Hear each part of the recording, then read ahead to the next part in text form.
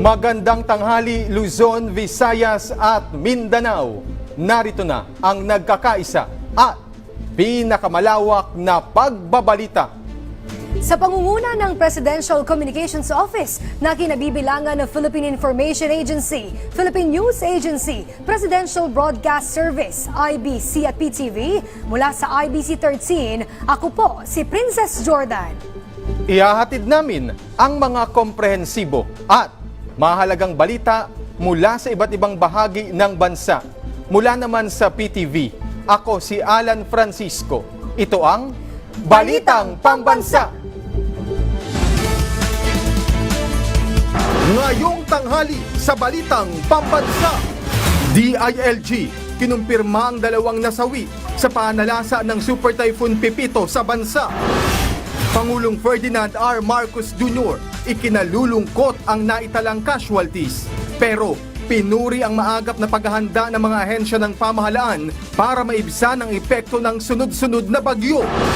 Pangulong Marcos Jr. inikayat ang mga Pilipino na magkaisa at tulungan ang mga nasalanta ng bagyo, lalo na ngayong nalalapit na ang Kapaskuhan. Bagyong Pipito humina na habang papalabas ng PAR, pero ilang lugar makararanas pa rin ng pag-ulan. Higit 20 truck na may kargang relief goods ipamamahagi sa ikakasang caravan ng House of Representatives sa Bicol Region. Nasa halos 750 million pesos na financial assistance ipamamahagi rin. At good news, matapos ang sunod-sunod na oil price hike, bawas presyo sa mga produktong petrolyo, asahan naman ngayong linggo. Kung magkano, alamin.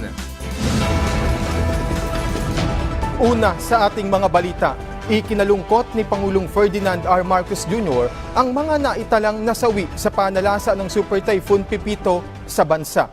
Sa kabila nito, pinuri naman ng Pangulo ang maagap na paghahanda ng mga ahensya ng gobyerno para maibsan ang sunod-sunod na epekto ng bagyo. Si Clazel Pardilla ng PTV sa Balitang Pambansa Live. Clazel. Alan, kinumpirma ni Pangulong Ferdinand R. Marcos Jr. na may naitalang casualty o namatay dahil sa pananalasa ng Bagyong Pepito. Kasabay niyan, tiniyak ng punong ehekutibo ang patuloy na pagtulong sa mga biktima ng kalamidad. Malungkot na inihayag ni Pangulong Ferdinand R. Marcos Jr. ang naitalang casualty dahil sa paghagupit ng Bagyong Pepito.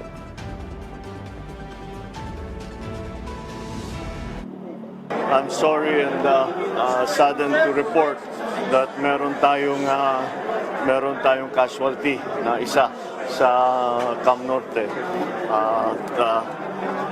And you know my feelings about that is that one casualty is one casualty too many. So that is unfortunate. Sa kabila nito, binigyang pugay ng presidente ang walang patid na serbisyo ng mga first responder, lokal na pamahalaan at lahat ng nakibahagi sa pagkahanda at pagtulong sa mga biktima ng sunod-sunod na bagyo. I still would like to congratulate, kailangan pasalamatan natin lahat ng mga first responder, yung mga LGU, lahat ng mga nagtatrabaho na pang-anim na nila. Ito, I'm sure that they are exhausted.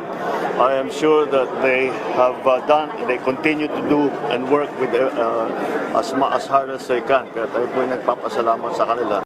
Ng Pangulo ang mga taong nakiisa sa pamahalaan para mapigilan ang matinding pinsala ng Bagyong Pepito. Tiniyak ng presidente ang patuloy na rescue at relief operation. Gaya na lamang ala ng pamamahagi ng pagkain, malinis na tubig, materyales sa bahay at tulong kabuhayan. Siniguro niyang babangon muli ang bansa mula sa mga sakuna, kasabay ng panawagan sa ating mga kababayan na tulungan ang ating mga kapwa Pilipino na naapektuhan ng bagyo ngayong paparating na Pasko. Sana naman, pagkadating ng Pasko, tayong mga Pilipino, alalahanin naman natin ang ating mga kababayan na kahit papaano na sinasalanta at kahit papaano sana yung ating sanang gawing papamasko, pamahaginan natin sa kanila. Kawawa naman at sila'y naghihirap. Yan na muna ang pinakahuling balita mula rito sa Malacanang. Balik sa'yo, Alan Princess. Maraming salamat, Glaizel Pardilla. Personal na inalam ni DSWD Secretary Rex Gatchalian ang sitwasyon ng mga nasalanta ng bagyong Pepito sa Catanduanes. Tiniyak naman ng kalihim na tuloy-tuloy ang paghahatid ng tulong sa mga biktima ng kalamidad. Si Juris De La Rosa ng Radyo Pilipinas sa Balitang Pambansa. Juris? Personal na bumisita ngayon si DSWD Secretary Rex Gatchalian sa Catanduanes para personal na makita at alamin ang sitwasyon sa lalawigan matapos ang pananalasa ng Super Typhoon Pepito. Ayon kay Gatchalian, inutusan siya ng Pangulong Ferdinand Marcos Jr. para tiyakin sa mga Katanduanon na magtutuloy-tuloy ang daloy ng pagkain, cash assistance at iba pang tulong na kailangan ng mga Katanduanon. Binigyang din ito na nakatutok ngayon ang national government sa recovery ng buong probinsya. Kasabay sa pagdating ni Gatchalian ay dumating rin ang mga DSWD Family Food Packs lula ng C-130 ngayong umaga. Ayon kay Gatchalian, bago pa man ang bagyo ay nakapag-allocate na ng 10,000 food packs ang DSWD para sa Catanduanes. Hanggang sa araw naman ng Sabado ay asahan anya na may karagdagan pang 45,000 family food packs na dadating sa lalawigan. Dagdag din ni Gatchalian, nakikipag-coordinate na sila sa iba pang ahensya tulad ng DOLE para sa tulong kabuhayan at Department of Human Settlement and Urban Development para sa dagdag na tulong sa mga nasiraan ng bahay. Ngayong hapon ay nakatakdang pangunahan ni Gatchalian ang pamamahagi ng family food packs sa ilang affected coastal area sa bayan ng Verap. Mula sa Radyo Pilipinas Catanduanes, ako si Juris De La Rosa para sa Balitang Pambansa. Maraming salamat, Juris De La Rosa. Humina na at isa na lang tropical storm ang bagyong Pepito. Inaasahang lalabas na rin yan ng Philippine Area of Responsibility o PAR ngayong hapon. Pero may ilang lugar pa rin ang posibleng ulanin. Ang update ng bagyo, alamin natin mula kay Pag-asa Weather Specialist Glyza Esculiar. Magandang umaga po, Miss Glyza. Magandang hapon po at para sa lagay ng ating panahon, ang bagyong Pepito po ay humina at ito po ay isang severe tropical storm na ngayon at nasa West Philippine Sea. Huling napatahan po ito 270 km kanluran po ng Batang, Ilocos Norte. Taglay ang lakas na hangin na 110 km per hour malapit po sa gitna at buksong aabot naman hanggang 135 km per hour. Inaasahang kikilos po pa kanluran, hilagang kanluran sa bilis na 20 km per hour. Nakataas pa rin po ang wind signal number 1 sa Ilocos Norte, Ilocos Sur, La Union, western portion po ng Pangasinan at western portion ng Abra. Samantala po, meron pa rin pong advisory or weather advisory dito po sa Batanes. Asahan pa rin po doon ang katamtaman hanggang sa malalakas na mga pagulan. Samantala po sa kalagayan naman po ng ating karagatan, meron po rin po tayo nakataas na gale warning sa Batanes, Ilocos Norte, at northern portion po ng eastern seaboard po ng Ilocos Sur. Bawal pa rin po pumalaot doon dahil po sa maalon hanggang sa napakaalong karagatan. Sa ibang bahagi ng bansa po ay pwede na pong maglayag yung ating mga kababayan. Yan po ang latest mula dito sa Weather Forecasting Center ng Pag-asa. Ito si Glyza Esculiar, nag-uulat. Maraming salamat at magandang tanghali, Glyza Esculiar. Samantala, kinumpirma ng Department of Interior and Local Government na may dalawang nasawi sa pananasa ng bagyong Pepito. Ayon kay DILG Secretary John Vic Remulla, walang naiulat na namatay sa mga lugar na naapektuhan ng bagyong Pepito maliban sa dalawa na nasawi sa Nueva Ecija. Paliwanag ng kalihim, nagpumilit umano ang mga residente na manatili sa kanilang bahay na malapit sa ilog.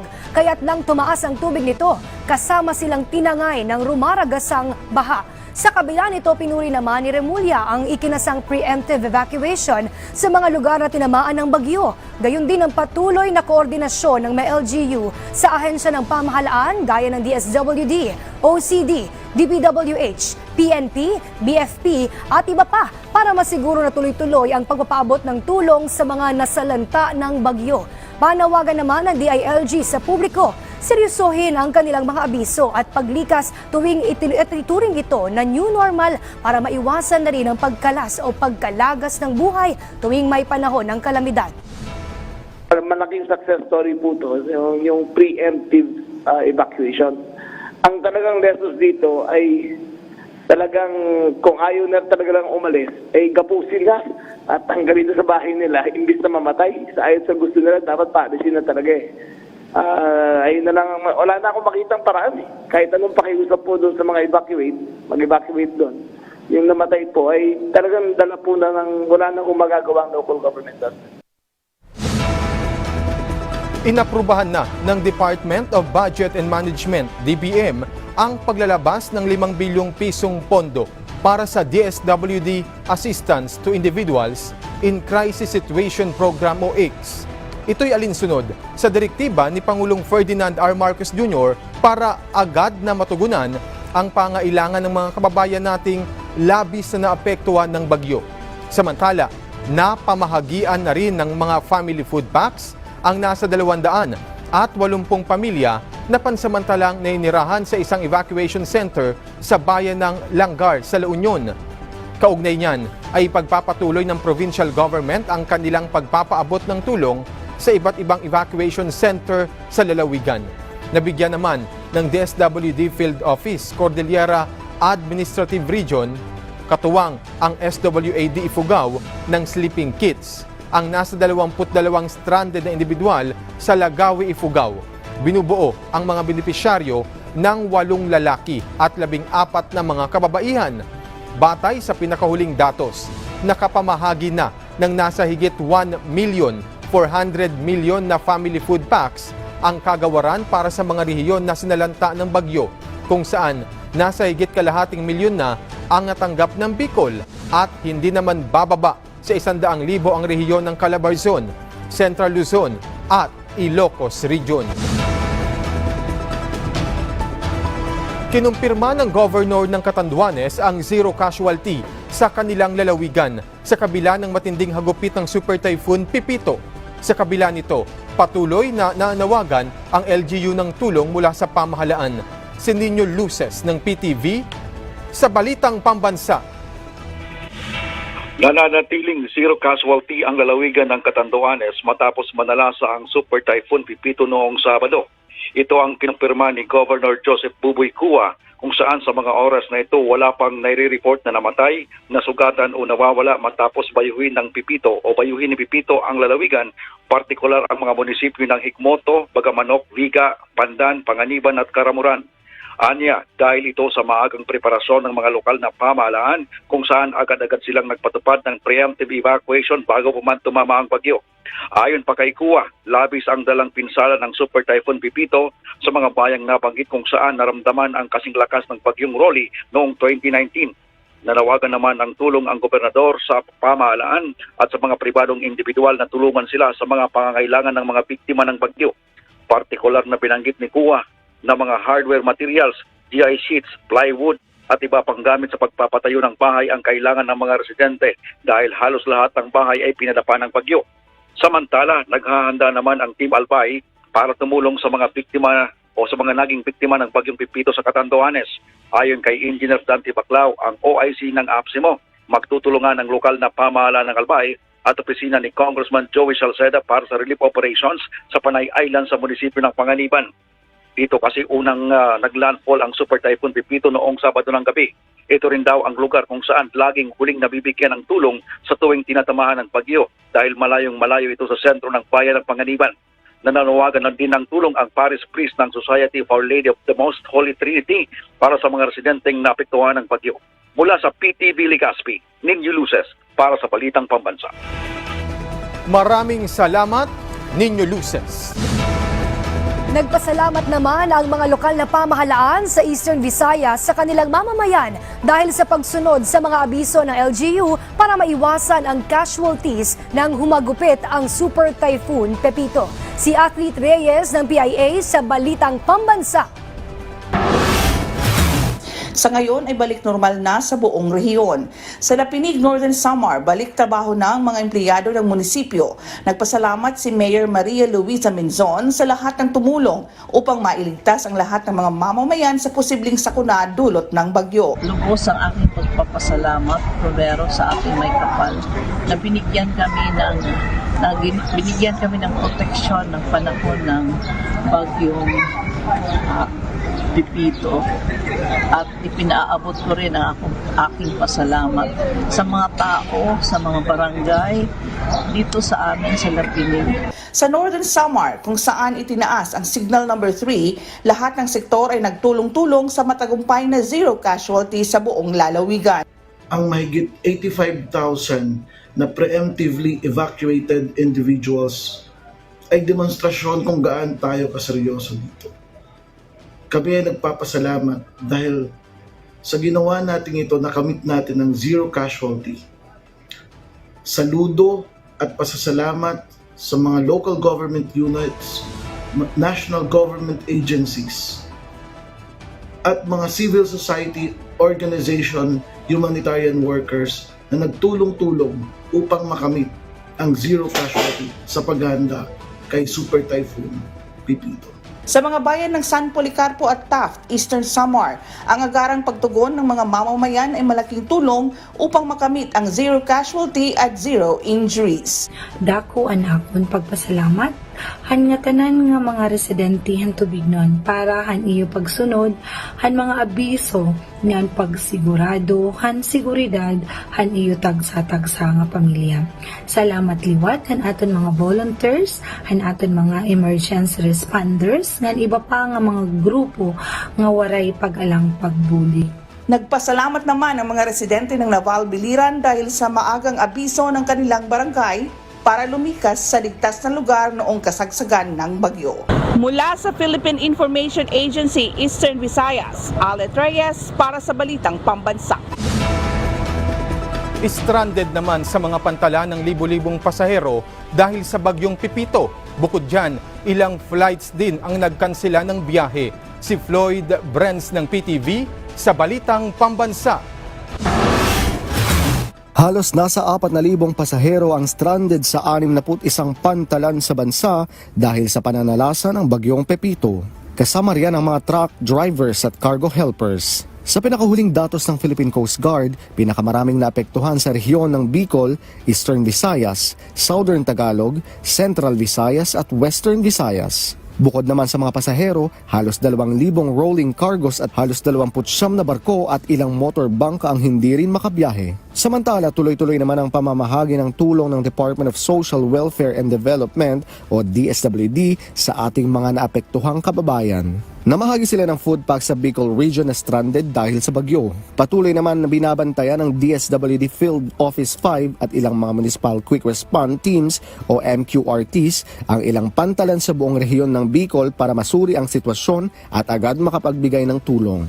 Samantala, hanggang ngayong araw naman ay kanselado rin ang flights ng Philippine Airlines. Kabilang dyan ang mga may biyaheng Manila patungong Busuanga at Manila patungong Basco at pabalik. Pinayuhan naman ang palang mga apektadong pasahero na patuloy na i-monitor ang status ng kanilang flights sa kanilang website o official PAL Facebook page. Mula PTV, Floyd Brenz, Balitang Pambansa. Panalangin at pananampalataya sa may kapal. Yan ang pinakamabisang armas ngayong dumaraan ng bansa sa sunod-sunod na kalamidad. Ayon yan kay Pangulong Ferdinand R. Marcos Jr., tiniyak naman ng Pangulo ang mabilis na rebuilding effort sa mga lugar na nagupit ng bagyo. Si Alvin Baltazar ng Radyo Pilipinas sa Balitang Pambansa Live. Alvin. Alan, pinangunahan ni Pangulong Ferdinand R. Marcos Jr. ang Philippine National Prayer Breakfast sa Palasyo ng Malacanang. At bahagi ng naging mensahe ng Pangulo ang dinaranas at dinanas ng mga kalamidad sa bansa na labis na nagpapahirap sa marami nating mga kababayan. Napapanahon ayon sa Chief Executive ang ginawang prayer breakfast kanina lalo tumaharap sa sunod-sunod na hamon ng marami nating mga kababayan dulot ng walang tigil na mga kalamidad. Sabi ng Pangulo, ang 21 pa lamang ng Oktubre ay nagsimula ng magparamdam ang kaliwat ka ng sama ng panahon na ang pinakahulingang nanalasa ay ang bagyong Pepito. Kaya ang ganitong pagtitipong may kalakip na panalangin ayon sa Chief Executive ay mahalaga at sadyang kailangan natin. This event, we are blessed once again as we hold this event, as it is a particularly appropriate time considering the challenges that our fellow Filipinos have been facing since October 21, when severe tropical storm Christine entered our area, and until today as Typhoon Pepito crosses our archipelago. Dinaraan ang sitwasyon ng bansa na kabi-kabila ang unos na umahagupit at pagkawasak sa maraming ari-arian, ipinahayag ng Pangulo na may makapangyarihang armas na makakapitan ng bawat isa. Faith and prayer to the Almighty is the most powerful tool that we have to weather these storms and the destruction that they bring.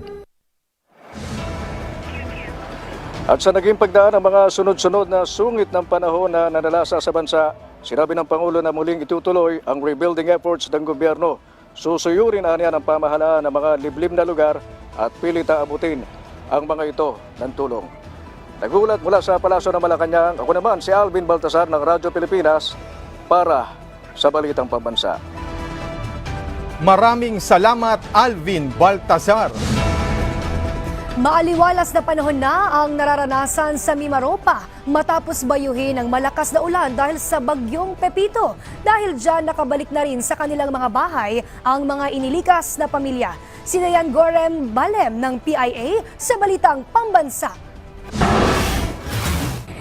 Maaliwalas na panahon ang naranasan sa Kalakhang, Mimaropa nitong nagdaang mga araw batay sa ulat ng Office of the Civil Defense Mimaropa, dahilan para pauwiin na ang mga inilikas sa mga evacuation centers dahil sa banta ng Super Typhoon Pepito na nanalasa nitong weekend sa Luzon. Ayon kay Mark Rembrandt Victore ng OCD Mimaropa, tinatayang umabot sa halos 2,000 at 900 pamilya o 9,615 katao ang inilikas mula sa mga probinsya ng Romblon, Oriental Mindoro, Occidental Mindoro at Marinduque dahil sa banta ng storm surge, landslide at pagbaha. Nagpaabot naman ng tulong ang iba't ibang lokal na pamahalaan sa mga pamilyang inilikas. Ibinahagi ni Victore na 0 casualty ang iniwan ng bagyo sa rehiyon. Dito ho sa ating rehiyon, sa Mimaropa, hindi ho naging ganun kalaki or significant yung epekto dito ho sa ating rehiyon. Kabutihang palad naman po, wala ho tayong naitalang nasaktan, no? Yung casualty, either ho ito ay yung nasugatan or namatay, wala ho tayong naitala sa kabutihang palad po dito sa atin sa sa Mimaropa. Ito ay na din ho siguro, no? Dulot na din ho ng maagap na pagtugon ng ating ho mga ahensya ng gobyerno. Bagamat palabas na ng bansa ang bagyo, pinayuhan ni Victore ang mga residente ng rehiyon na patuloy na mag-monitor sa mga ahensya ng gobyerno at maging handa kung sakaling makaranas ng pag-ulan. Wala ring inaasahang iniwang pinsala ang bagyo sa Kalakhang rehiyon pagdating sa agrikultura at infrastruktura. Mula sa Philippine Information Agency ni Mimaropa, Dayan Francis Sigo Rembalen para sa Balitang Pambansa. Puspusan na ang relief ng power at road restoration efforts sa Nueva Vizcaya matapos ang matinding pananalasa ng Super Typhoon Pepito sa lalawigan. Si Ben Moses Ebreo ng Radyo Pilipinas sa Balitang Pambansa. Ben? Yes, kasalukuyan na po ang relief operation sa ating mga daan at mga tulay. Kasali na rin po rito yung ating mga nasirang power lines at poste, dahil po sa matinding pananalasa ng Super Typhoon Pepito sa lalawigan simula kahapon. At sa kasalukuyan ay ang Nueva Vizcaya Electric Cooperative po rito ay na-restore na po ang ilang power o kuryente sa northern portion, ilang bayan sa northern portion ng lalawigan ng Nueva Vizcaya, at kasalukuyan po rin ang power restoration efforts ng electric cooperative dito sa southern portion. Dahil dito sa southern portion po, napakarami po ang nasirang mga poste at mga kawad ng kuryente. Kaya medyo nahihirapan po ang ating mga linemen upang ito po ay magawa. Sa ngayon po ay kasalukuyan ang collation ng ating mga collation ng listahan ng ating mga evacuees mula sa 15 bayan sa lalawigan at ito po ay kasalukuyang sinasagawa ng Provincial Disaster Risk Reduction Management Office. May mga landslide po na nagbablock sa ating mga daan, lalo na po rito sa National Highway from Jadi hanggang Santa Fe. At ito po naman ay inaantabayanan ng ating mga kasamahan sa Provincial Disaster Risk Reduction Management Council, particular itong mga kawani at equipment ng DPWH upang agarin itong magawa. Ang Nueva Vizcaya po kasi ang gateway sa Cagayan Valley o Region 2. At ito pong unang pasukan po rito, itong Santa Fe. At meron din pong pasukan dito po sa Nueva Vizcaya Benguet Road. At dito po sa San Nicolas sa Santa Fe Road. Ito po yung mga alternate routes. At ito pong dalawang alternate routes din ay nagkaroon din ng landslide. May mga panakanakang landslide din. Kaya kuminsan ay passable siya, one lane passable. Kuminsan ay nagkakaroon ng landslide, hindi na naman madaanan. Dahil nga itong mga bundok natin dito sa Nueva Vizcaya ay saturated na ng tubig. Malambot na kaya madali na itong madali na itong pinagpagmumula ng landslide. Sa ngayon, sa araw na ito ay suspendido pa rin ang pasok sa pamahalaan at sa mga paaralan dito sa Nueva Vizcaya dahil na rin sa matinding epektong dulot ng Super Typhoon Pepito sa lalawigan. Inaasahan ang resumption ng mga klase at tanggapan ng pamahalaan bukas at magkatapos ang deklarasyon ni Governor Jose Gambito.